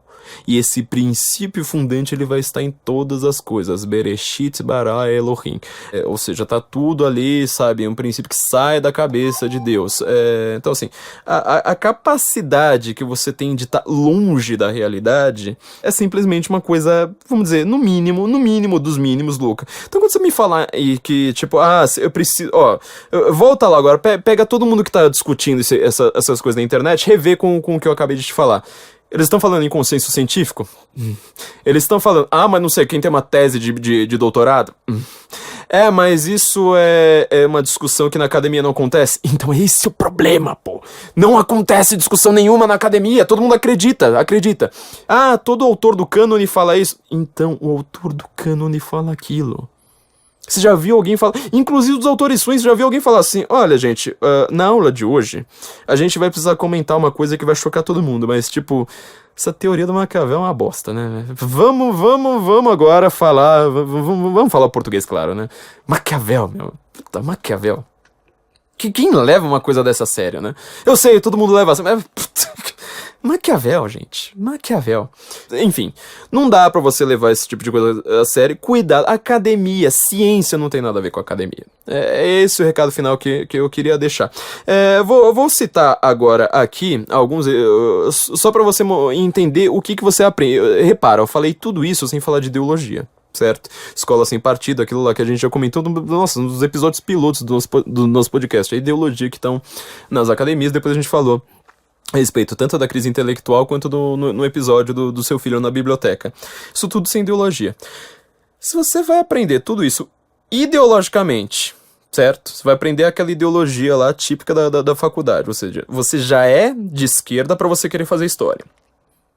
Então você repara, assim, pensa, sei lá, acha um moleque aí que tenha 16 anos, gosta de humanas e ele seja de direita. Você vai perguntar pra ele, olha, você quer fazer história? Mesmo que o cara ame história, como eu, o cara vai falar...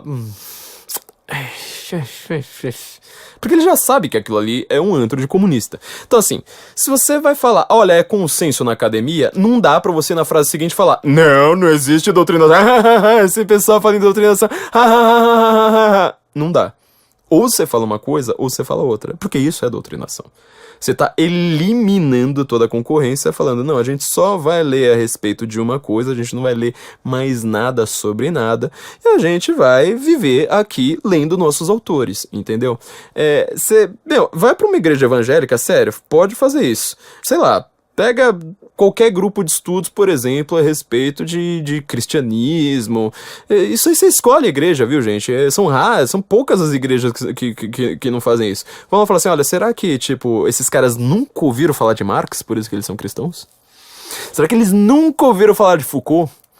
Aquele Olavo de Carvalho, já sei, o Olavo de Carvalho, não, eu sei porque que ele é de direita, porque ele ainda não leu Marcuse. Na hora que ele leu Marcuse, na hora que ele lê Sartre, na hora que ele lê Foucault, na hora que ele lê Lacan, na hora que ele lê Slavoj Žižek, Judith Butler, aí ele vai virar de esquerda. É só ele pegar um livro do Eric Hobsbawm, nossa, aí ele vira de esquerda, aliás. Aí que ele vai virar de esquerda. Você entendeu que, na verdade, esses caras do Canon, eles são super conhecidos? Todo mundo sabe quem que esses caras são. Todo mundo já leu essas merdas. Só que a gente não se convence, porque a gente leu outra coisa. Aí eu pergunto assim, tá, o senhor esquerdista, quem são os grandes autores da direita? Tipo, eu conheço, assim, dos mais famosos da esquerda até os mais chinfrins. Tipo, eu conheço Pablo Ortelhado, por exemplo.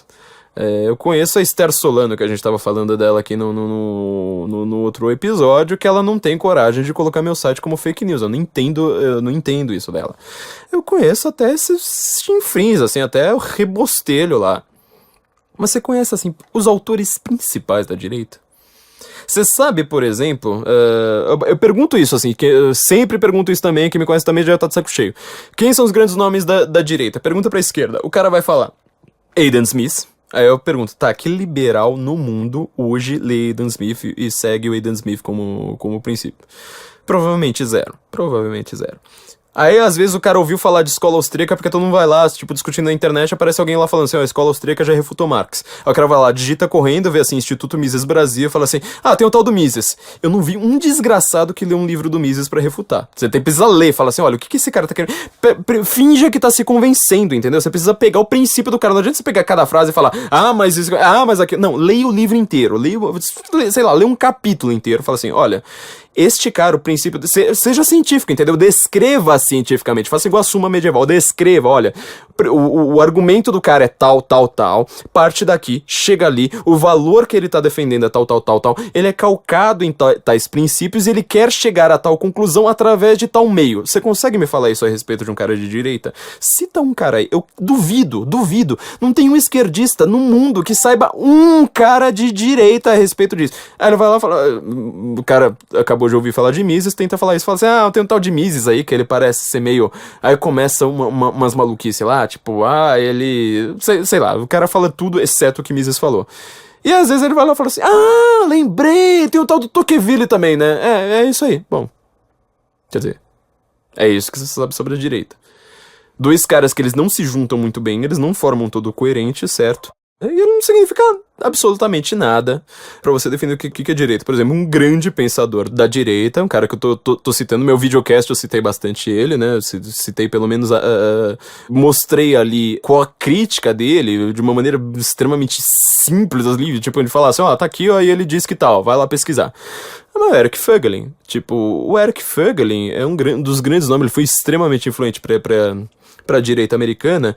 Ele faz uma análise do Antigo Testamento, do Novo Testamento, de toda a política, de toda a história do pensamento político grego, de toda a filosofia do Sócrates. Aí ele vai pro Império Romano. Aí ele faz uma análise do feudalismo. Ele mostra a ideia da queda. Ele mostra a ideia do esfacelamento do Império. Ele vai chegar lá ali no Renascimento, vai mostrar como, por exemplo, um dos grandes princípios da direita é o Groucho. Alguém conhece o Groucho? Então, Groucho que vai fundar o direito natural. Essa ideia que a direita tem até hoje em matéria de direito, sobretudo penal, tá ali no Groucho. Quem leu Groucho? Ninguém sabe.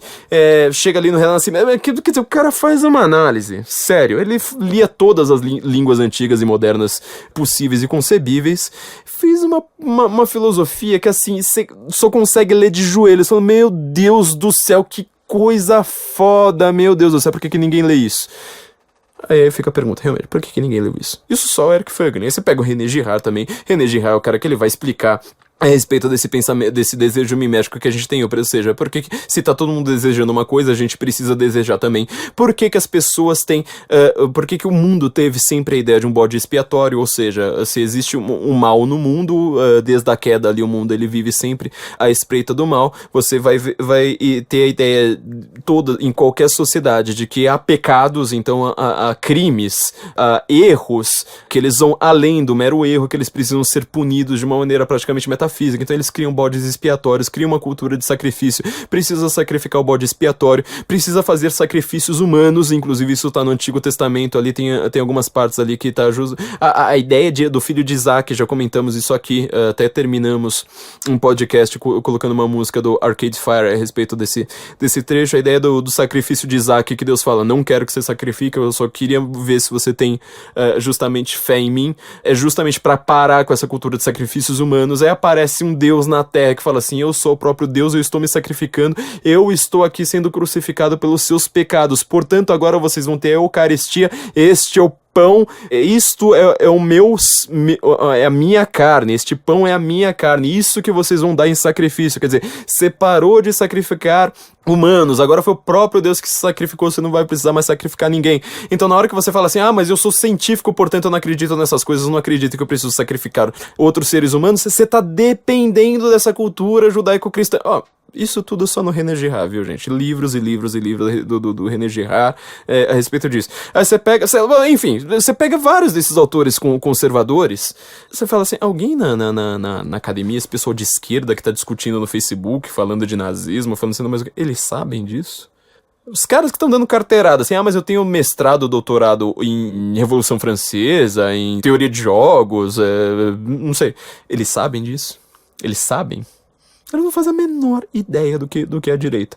Então você vê que essa coisa consensual, ela é simplesmente perniciosa, boba e feia. Isso aí não funciona. Queria terminar então aqui só citando, pra vocês terem uma ideia, só pra gente pegar o aspecto político, teve um podcast aí, sério, não vou dar concorrência pra esses caras, porque eu já tô muitas vezes com muito mais audiência, aliás, eu tô muitas vezes com mais audiência, não vou ficar dando audiência pra maluco. Eu quero só que vocês lembrem que isso aqui são professores, um deles é professor universitário, certo?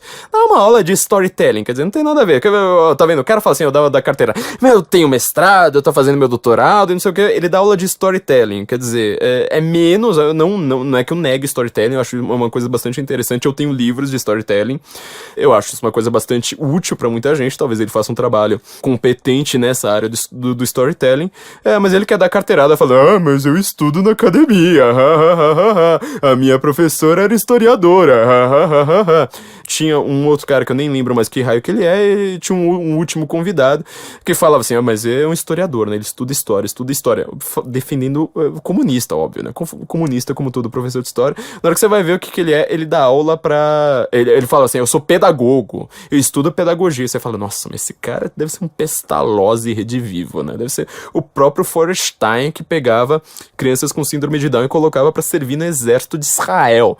Isso é um pedagogo, entendeu? E você fala, uau, uau, uau.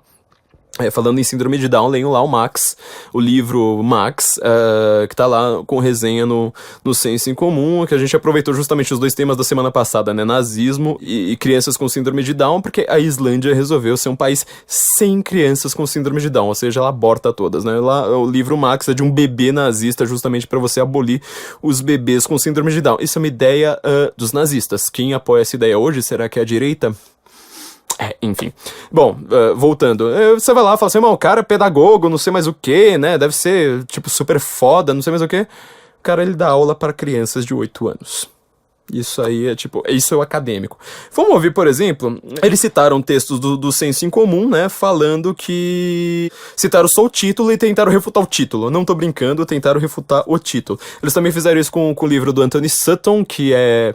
a respeito do dinheiro, do investimento de Wall Street, que ele fez todo o pátio industrial soviético do Stalin foi com dinheiro de Wall Street, e ele tem provas documentais ali que não acabam mais. Eles tentam refutar esse livro lendo a sinopse do livro na internet. Eu não tô brincando, eles leem a sinopse do livro na internet e refutam, falam, não, deve estar errado, portanto eu não vou gastar dinheiro com essas bosta aqui. Isso é um acadêmico falando, você vê o desprezo do cara por conhecimento, entendeu? Isso é um acadêmico, isso é discussão, tipo, na academia ninguém discute, entendeu? Isso, é isso aí. É isso aí, se você quiser saber, você não tá na academia, você quer saber como é isso aí. É um bando de gente que fala, não, esse livro eu não vou ler, esse livro eu não vou ler. Veja se eu faço isso com qualquer livro de esquerda, eu já dei muito dinheiro pra comunista desgraçado exatamente porque eu não posso deixar de ler esses caras. Eles falaram, então...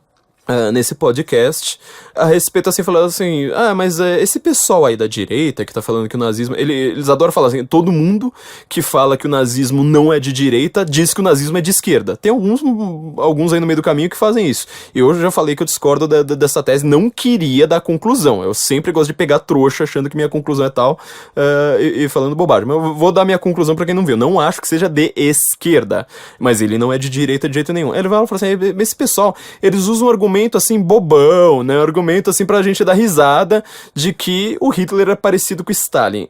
Ouçam isso. Ouçam só o que são acadêmicos falando num podcast bem ouvido aí. A exploração de mão de obra escrava teve na indústria soviética também.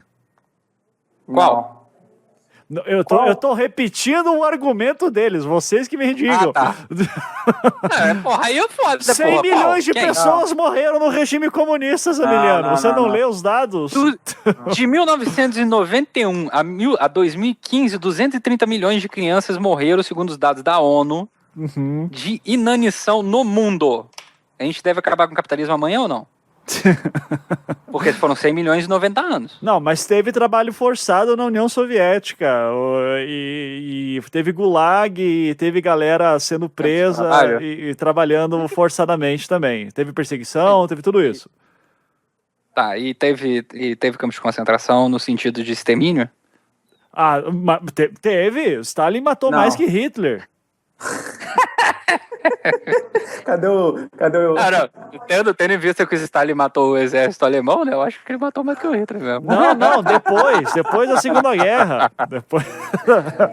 Depois da Segunda Guerra. Vamos lá, gente. Então é o seguinte, porque isso é uma coisa que sempre batem, assim, diz assim, Hitler usava mão de obra escrava, o Stalin também usou mão de obra escrava. Não. Então, por favor, nos iluminem sobre isso. Não, porque que acontece? A gente, não tava lá. O processo que acontece, a gente tem os planos, né, do desenvolvimento da economia planificada soviética, e aí tem um processo de industrialização bem grande. Só que a distribuição de trabalho, ela tem essa coisa das pessoas se alistarem para trabalhar em determinadas coisas, mas as pessoas também tinham tempo de lazer. O que acontecia? Como a União Soviética estava num processo de franco crescimento, muitas pessoas, nos seus tempos livres, se voluntariavam para fazer certos trabalhos não especializados. Então, alguns trabalhos que não exigiam uma especialização para fazer aquele tipo de trabalho, as pessoas iam fazer, sabe? Simplesmente por causa da crença na ideologia, na revolução, etc. Essas pessoas, elas se candidatavam, mas não era algo obrigatório, era o tipo assim, cara, pra gente crescer, a gente tem que fazer isso aqui, precisa de mais gente, então eu vou me voluntariar pra fazer, tá ligado? Não é algo assim, você Diego, vai fazer, vai ficar preso. Mas, Diego, eu assim, é que nem quando o meu patrão chega e fala assim, ô Ivan, seguinte, termina às 6 horas, você acaba, mas seria muito foda se você ficasse aqui até meia-noite pra fechar esses arquivos, porque precisa rodar a imprensa amanhã, tá ligado? Você não precisa, mas eu ia curtir muito que você ficasse. E daí eu penso, caralho, eu vou perder meu emprego se eu não fazer isso. Então, a diferença é exatamente essa. Você está numa relação capitalista, onde você vai perder o seu emprego. Lá não, você já tinha o seu emprego e você se voluntariava para uma outra tarefa que não tinha necessariamente nada a ver com o teu trabalho. Eu ia levar uma bala na cabeça se eu não trabalhasse, Diego. Fala a verdade, assim. Tinha um soldado atrás de mim. Você tava lá, Diego. Você tava lá. Você ia ser considerado só um babaca. Sabe qual é? Você ia ser considerado o cuzão pau no cu da sociedade. Mas ia ser o rolê do seguinte: ô seu filho da puta, eu tô trabalhando igual um desgraçado aqui, você não vai fazer porra nenhuma, você vai botar o pé pro alto? Vou te dar um exemplo. Te dar um exemplo interessante. Você tá falando disso, né? Pessoas que não querem trabalhar. E por favor, me citem fontes dessas coisas, porque senão o pessoal vai dizer, vocês não dão fontes. Você ouviu? Quer dizer, isso aqui ainda eu não sei nem como comentar isso aqui. O cara, ele acha que o Gulag era uma colônia de férias. Quer dizer, eu tô assim de saco cheio, eu tô tão bem que eu vou assim me voluntariar e vou pro Gulag. Quer dizer, o livro o Arquipélago Gulag, o livro de não ficção mais importante do século XX, mas esse cara nem sabe que existe, de um Nobel de literatura, entendeu? Ele acha que assim, não, tipo, era tão bom lá, mas tão bom lá, que, tipo, as pessoas se voluntariavam. Essa história de que Stalin matou 100 milhões de pessoas. No comunismo, aliás, matou 100 milhões de... dá risadinha. Você sabe por que o nazismo existiu? Por causa de gente igual esse aí. Entendeu? Gente igual isso aí é o que fez o nazismo existir. Se não fosse esse tipo de gente, não teria nazismo. Ninguém teria, não teria matado... Ó como ele fala de morte, ó. Teve, Stalin matou mais que Hitler. Cadê o... Tendo em vista que o Stalin matou o exército alemão, né? Eu acho que ele matou mais que o Hitler mesmo. Não, depois da Segunda Guerra. Entendeu? Se não fosse esse tipo de gente, eu prefiro conversar com um assassino no meio da rua do que com esse tipo de gente. Esse tipo de gente é defensor de genocídio. Vai conversar com a sua avó, é analfabeta, estudou só até a 4ª série, fica vendo novela o dia inteiro. Vê se ela defende genocídio. Esse aí defende. Você tá vendo gente defendendo o genocídio. O cara, ele acha que o Gulag era tipo, não, é tão bom aqui que as pessoas queriam ir pro Gulag, porque elas estavam coçando o saco de tão boa que era ele tá descrevendo aqui, ó, vamos ouvir. Tem que lembrar também que a União Soviética, né, a Rússia, cara, como é que eu vou explicar isso para as pessoas entenderem de uma forma mais fácil? A carga horária de trabalho naquela época era 16 horas diárias, tá? Carga horária normal era 16 horas diárias. Você faz a revolução, você joga esse troço para 8 horas. É o primeiro país no mundo a jogar para 8 horas. É como se hoje a carga horária de trabalho de 8 horas caísse para 4 horas por dia. De repente você se vê numa situação em que você tem tempo livre pra caralho. O que você vai fazer? Até que você pode assim, sabe? Eu vou ficar o dia inteiro coçando o saco olhando pro teto. Cara, não... Quem já teve essa grande oportunidade na vida, né, de tipo, sei lá, ficar desempregado e definitivamente ficar coçando o saco na sua casa, em algum momento dá um tilt no cérebro, sabe? Você fala assim, caralho, eu não tô aguentando mais. Eu tenho que fazer qualquer coisa. Sabe? Qualquer coisa. Você vai fazer qualquer coisa, cara. Sim. Você pode fazer o que você quiser. Você vai entrar pro partido, você vai se voluntariar sei lá, nos escoteirinhos. Pra pintar a rua. Pra pintar a rua, nos lobinhos da puta que pariu. É igual o velho quando aposenta, cara. Meu pai tá fazendo uma caralhada de... Tem um monte de ar de bambu aqui, cara. Ele aposentou, ele podia ficar olhando pro teto. Não consegue, porque o trabalho é o que define o homem. Opa. Olha aí, comunista. Quer dizer, é tão bom que você fica assim até meio entediado. Fala, ai, mas essa União Soviética, esse Stalin, olha, é tão bom, é tão gostoso aqui. Ele não descreve, né? Mas além de você só não precisar trabalhar, tinha até odaliscas, assim, sabe? Lá, te abanando. E você fica lá, ai, que saco cheio. O que eu vou fazer hoje? Eu vou pro Gulag. Um professor de história falando isso. Quer dizer, esse cara, se ele lesse lá, um livro do Orlando Figes, por exemplo, só pra citar um historiador super pop, extremamente lido, esses caras, eles não entram em livraria, viu, gente? Eles só leem o que o professor manda. Eles não entram em livraria. Porque todo livro do Orlando Figes é putamente vendido. Eu entrei...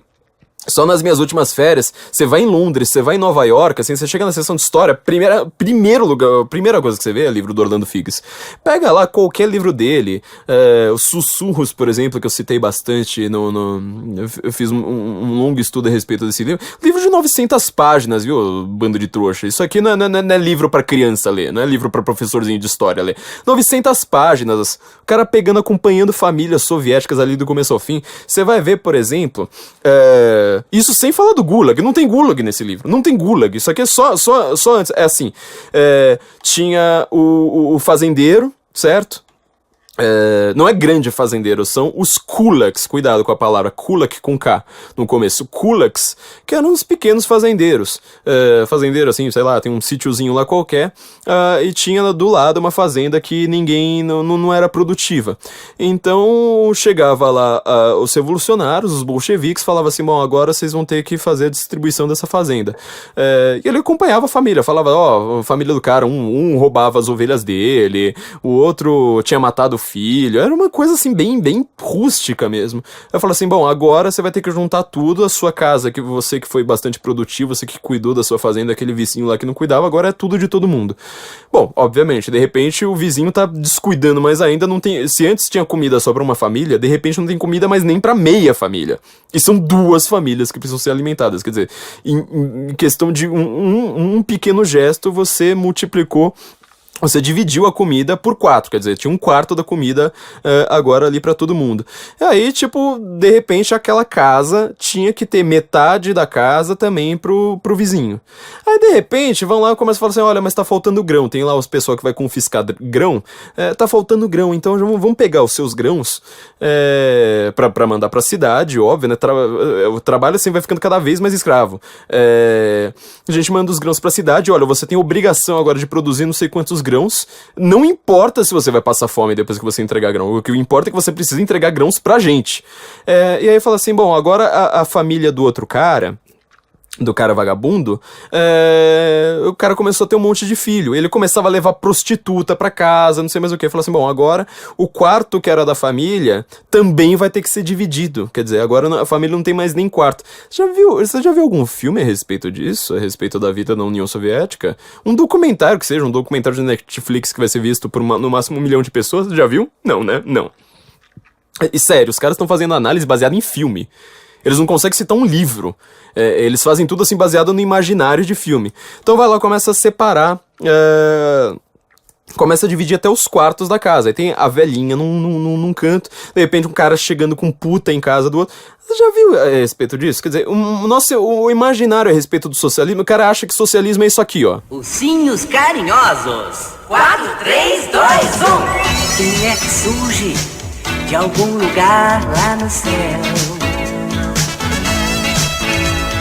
Se movimentando rapidinho como um vagalume. Se algum problema você encontrar, quem é que aparece pra ajudar? Os ursinhos carinhosos estão aí pra ajudar. Estão aí pra ajudar. É isso, é a visão do socialismo dele. É isso aqui.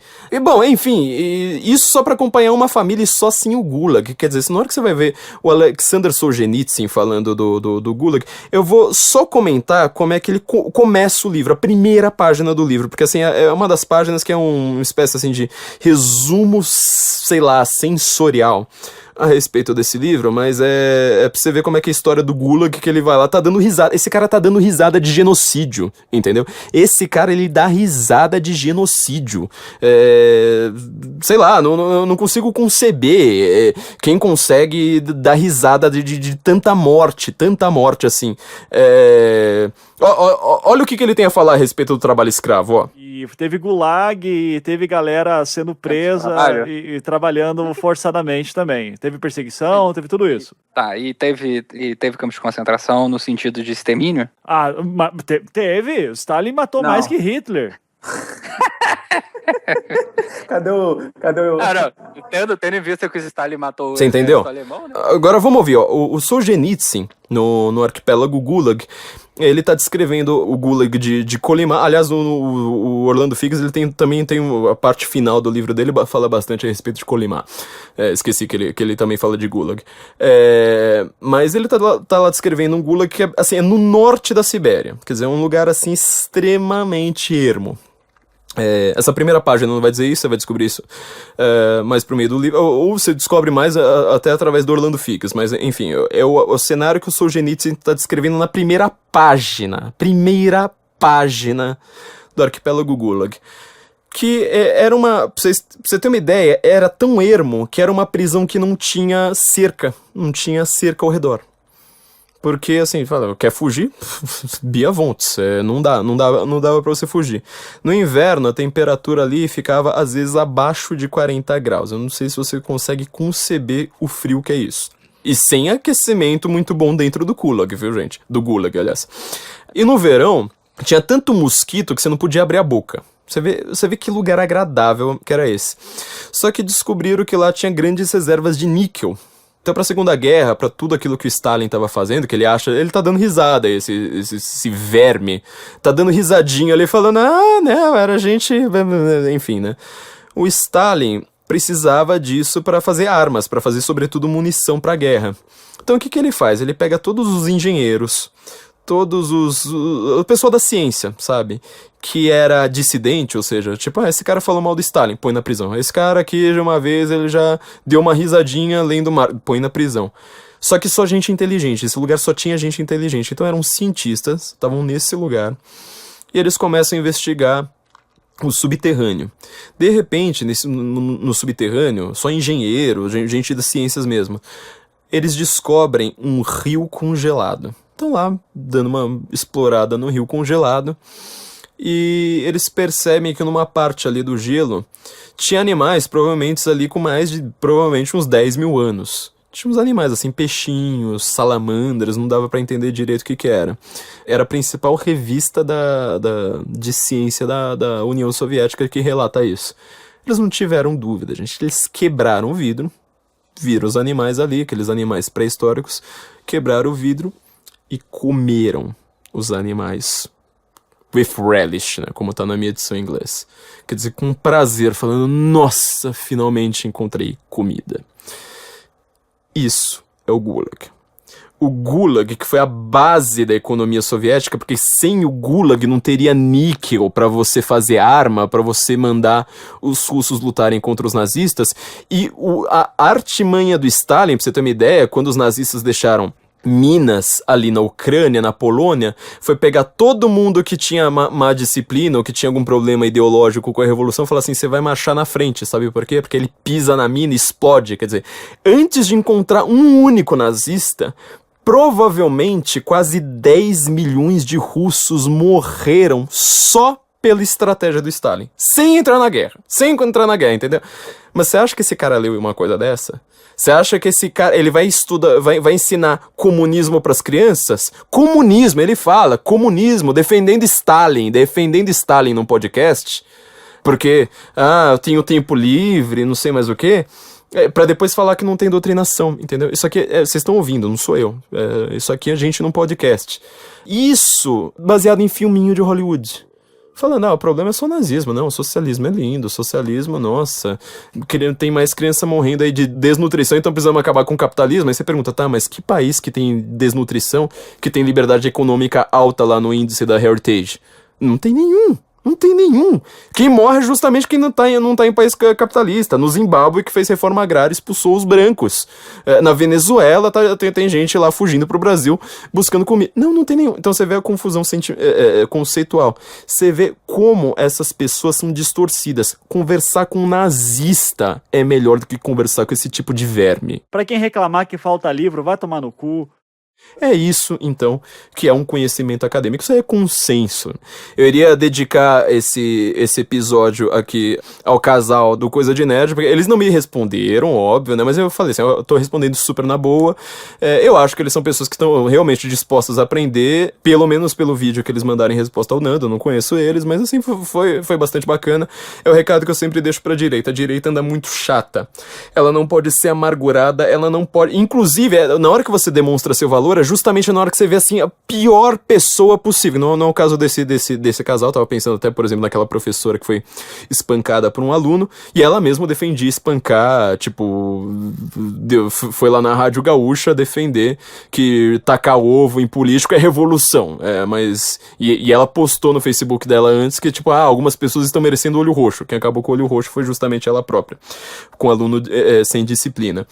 Mas é nessas horas que a direita tem que mostrar seu valor, sabe? Tipo, olha, eu defendo um princípio geral para todos, inclusive para quem discorda de mim. Não só ficar defendendo um princípio pra gente querer, sei lá, o gulag pros outros, entendeu? Então, esse é o recado que eu deixo, gente.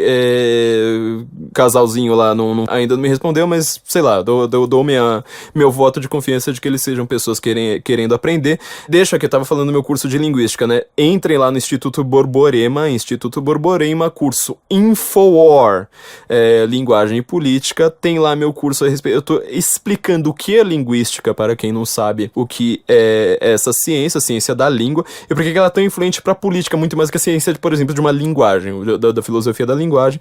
Curso online, gente, todo mundo que fez elogiou, não vi nenhuma resenha negativa até agora, então entrem lá no Instituto Borborema, façam esse curso. De novo, deixo aqui meus recados, né? Panela Produtora, esse estúdio que tanto me tolera e me aguenta. Entrem lá também no site do Gustavo Finger, né, da agência peer.ws, aqueles que fizeram o site do Guten Morgen, aliás, do Senso em Comum, e eles agora estão cuidando também do nosso videocast. Não se esqueçam de se inscrever no YouTube, de deixar seu comentário nos nossos vídeos no YouTube, e também de se inscrever e deixar classificações. Deixa a sua estrelinha ali, 5 estrelinhas aqui no nosso podcast aqui. Não se esqueça, assim que você terminar, você termina aí a sua malhação, você chegou em casa do trânsito, deixe lá a sua avaliação, que isso aí a gente depende muito, depende de comentários, tanto no YouTube quanto no podcast. E não se esqueçam de assinar o Patreon ou o Apoia-se, que vocês vão ajudar a gente a virarem nossos patrões. Vocês entenderam agora porque que a gente tava tão atrasado. Eu não tava querendo revelar isso, eu sempre falava assim, olha, a gente tá meio atrasado porque a gente tá fazendo muita coisa ao mesmo tempo. É muito pouca gente que trabalha nesse site, viu, gente?